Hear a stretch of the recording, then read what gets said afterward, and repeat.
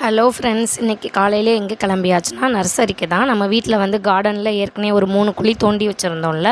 So அதுக்கு வந்து fix பண்ணியே போனோம் நாங்கள், என்ன மரம் வாங்கணும் அப்படின்னு சொல்லிட்டு. ஸோ அதுக்கேற்ற மாதிரி வாங்கிட்டு வந்துடலாம் அப்படின்னு சொல்லிட்டு கிளம்பிட்டோம். டிரைவர் அண்ணனோட சேர்த்து எங்களோட ஃபேமிலி மொத்தம் வந்து 4 பேர் போயிருந்தோம்.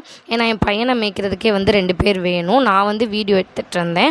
அங்கே இருக்க அண்ணா வந்து ஒரு மரமாக வந்து எங்களுக்கு எக்ஸ்பிளைன் பண்ணிகிட்டு இருந்தாங்க. ஸோ நம்ம போனோன்னே பார்த்தாச்சு, நம்மளுக்கு தேவை குட்டை ரக தென்னை மரம் தானே பார்க்க போயிருந்தோம்.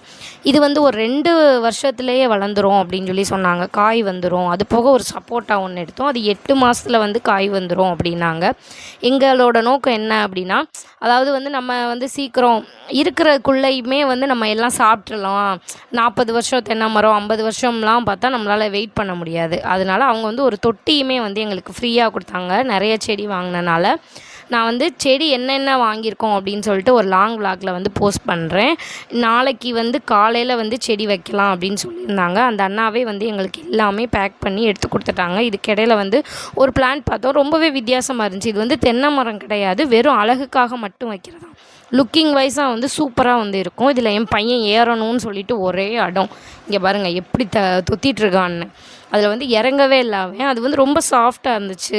இதை நீங்கள் பார்த்துருக்கீங்களான்னு கமெண்ட் பண்ணுங்கள். நான் வந்து பார்த்ததில்ல. நெக்ஸ்ட்டு பார்த்தோன்னா காரே பத்தலை. எங்கள் காரே பின்னாடியிலேருந்து மரம் வந்து முன்னாடியிலேருந்து பின்னாடி